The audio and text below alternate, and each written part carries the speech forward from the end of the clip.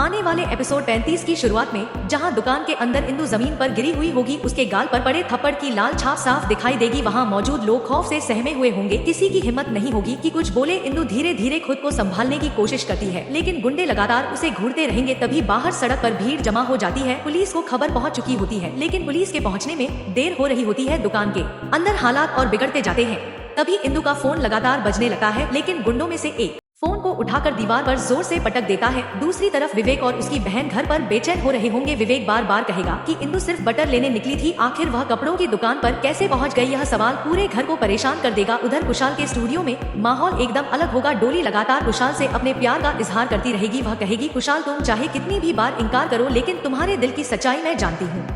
तुम इंदु के साथ सिर्फ मजबूरी में हो, लेकिन तुम्हारे दिल की धड़कन मेरे लिए ही है। कुशाल डोली की आंखों में देखकर असमंजस में पड़ जाएगा। तभी उसका मोबाइल बजता है और स्क्रीन पर न्यूज चैनल की ब्रेकिंग दिखती है, जिसमें इंदु को दुकान के अंदर दिखाया जा रहा होता है। कुशाल अचानक घबरा उठता है और बिना कुछ कहे स्टूडियो से बाहर निकल जाता है। डोली उसे रोकने की कोशिश करती है, लेकिन कुशाल उसकी बात नहीं सुनता। वहीं दूसरी तरफ दुकान के अंदर हालात और गंभीर हो जाते हैं। गुंडे एक एक करके लोगों से पैसे और गहने छीनने लगते हैं।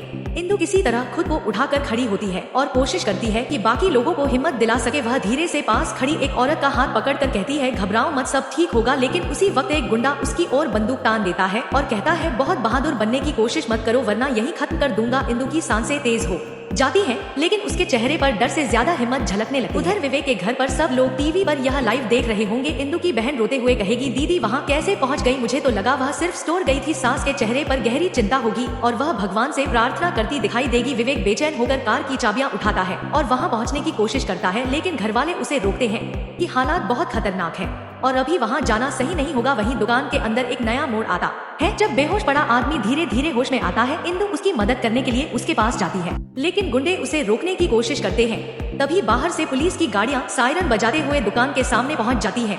बाहर खड़े लोग चिल्लाने लगते हैं, पुलिस पुलिस, लेकिन अंदर के गुंडे और ज्यादा बौखला जाते हैं और धमकी देते हैं, अगर पुलिस अंदर आई तो हम गोली चला देंगे। इंदु यह सब सुनकर हिम्मत जुटाती है और अपने दिमाग में कोई योजना बनाने लगती है। एपिसोड यहीं पर खत्म हो जाता है और आगे यह रहस्य बना रहता है कि क्या इंदु अपनी हिम्मत और समझदारी से वहां मौजूद लोगों की जान बचा पाएगी या हालात और भी ज्यादा बिगड़